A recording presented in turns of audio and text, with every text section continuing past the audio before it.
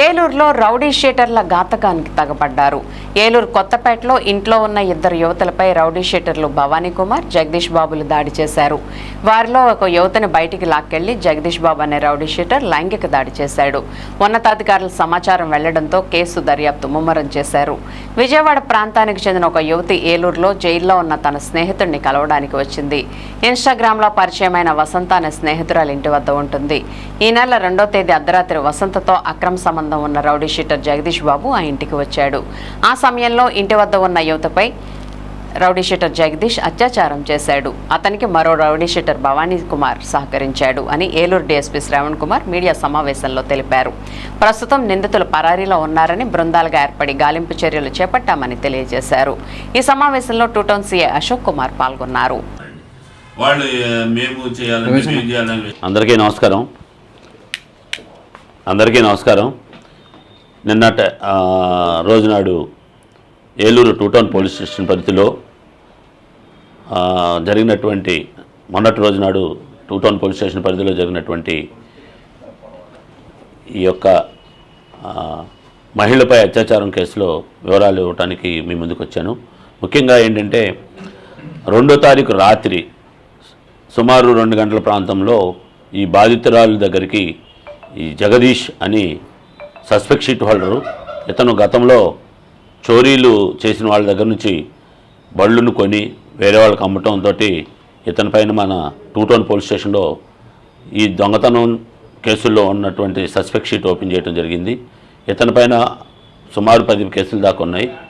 దీంతో ఇతని పైన కేసులు రిజిస్టర్ చేయటం, ఇతనితోటి గతంలో అతనితో పాటు ఒక చోడుదెబ్బ అతని ఇంటికి సమీపంలో నివసించే ఏలూరులో చోడుదెబ్బ ప్రాంతంలో ఉన్నటువంటి వసంత అని ఒక లేడీతో ఇతనికి అతని కుమార్తెతోటి అక్రమ సంబంధం ఉండేది. సో ఈ క్రమంలో భాగంగా ఇతను కొన్నాళ్ళు నుంచి మంగళగిరిలో ఆర్టీసీ హైర్ బస్సుల్లో డ్రైవర్గా పనిచేస్తూ మంగళగిరిలో ఉంటున్నాడు. 2వ తారీఖు నాడు తాడేపల్లిగూడెంలో ఒక థెఫ్ట్ కేసులో వాయిదా ఉండటంతో అతను అక్కడికి రావటం, ఆ థెఫ్ట్ కేసు నుంచి వాయిదా అటెండ్ అయ్యి ఏలూరు చోడుదెబ్బలో తన నివాసం వెళ్తూ తనకు పాత పరిచయమైనటువంటి ఈ వసంత, అదేవిధంగా ఆమె కూతురు తోటి ఉన్నటువంటి సంబంధంతో ఆ ఇంటికి వెళ్ళటం, అక్కడ అదే సమయానికి వేరే అమ్మాయి కూడా అదే ప్రాంతంలో ఉండటం, అక్కడ వీళ్ళు మాట్లాడుకోవటం, దాంతో అక్కడ ఒకరినొకళ్ళు ఘర్షణ పడిన తర్వాత ఆ అమ్మాయిని ఇతను తీసుకొని అమ్మాయికి ఇష్టానికి వ్యతిరేకంగా అమ్మాయితోటి ఇతను రేప్ చేయటం జరిగింది. సో దాని మీద తర్వాత అతనితో పాటు అతని ఫ్రెండ్ అయినటువంటి 2వ ముద్దాయి అయినటువంటి భవానీ, ఇతను కూడా ఒక 307లో కేసుల ముద్దాయి గతంలో.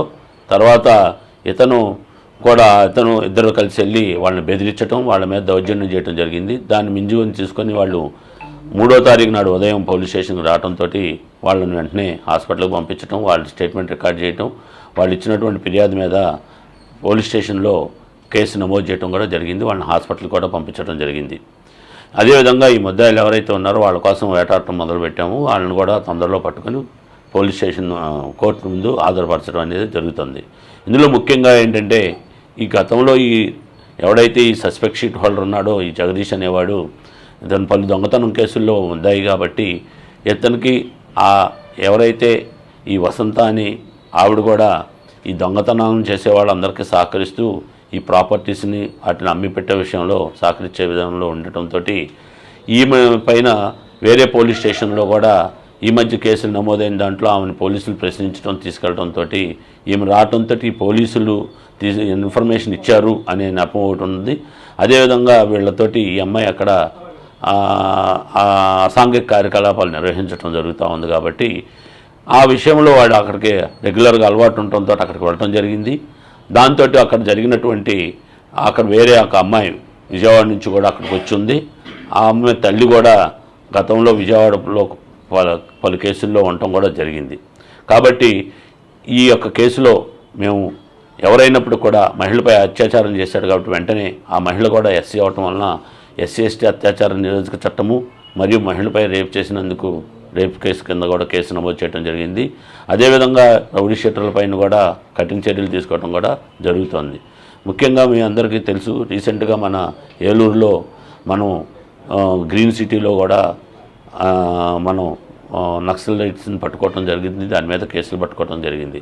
కాబట్టి ముఖ్యంగా మేమందరం కూడా ఏలూరు ప్రజలందరూ కూడా చెప్తున్నాం, మేమందరం కూడా మిమ్మల్ని అందరం కూడా అభ్యర్థిస్తున్నాం, ఎవరైనా మీ ఇళ్ళు అద్దెలకు తీసుకునే విధంగా కానీ అద్దెలకు వచ్చిన రూపంలో కానీ మీ కనుక వాళ్ళు ఏం చేస్తున్నారు వాళ్ళ కార్యకలాపాలను కూడా మీరు పోలీస్ వెరిఫికేషన్ చేయించుకోండి. అదేవిధంగా కొన్ని ప్రైవేట్ సంస్థలు కూడా వెరిఫై చేస్తున్నాయి, వాటి ద్వారా కూడా మీరు వెరిఫై చేసుకొని ఎలాంటి అసాంఘిక కార్యకలాపాల్లో పాల్గొన్న వ్యక్తుల్ని, ముఖ్యంగా జోదము, వ్యభిచారము మరియు అదేవిధంగా అసాంఘిక కార్యకలాపాలు, చట్టానికి వ్యతిరేకం కార్యకలాపాలు పాల్పడే వ్యక్తులు కొన్ని చోట్ల మన ఏలూరులో తీసుకోవడం జరుగుతుంది. వాళ్ళందరిపై నిఘా పెట్టి మీ అందరికీ తెలుసు, మేము ప్రతిరోజు కూడా ఈ యొక్క జోద క్రీడలపైన ప్రతిరోజు కేసు రిజిస్టర్ చేస్తున్నాము, పట్టుకుంటాము జరుగుతుంది. అదేవిధంగా శాంతి భద్రత విఘాతం కలిగించే రౌడీ షీటర్లపైన కూడా ప్రత్యేకంగా నిఘా పెట్టడం జరిగింది. వాళ్ళందరినీ కూడా తీసుకురావటం, బైండ్ ఓవర్ చేయించడం, అదేవిధంగా చట్ట ప్రకారం అన్ని చర్యలు తీసుకోవడం కూడా జరుగుతుంది.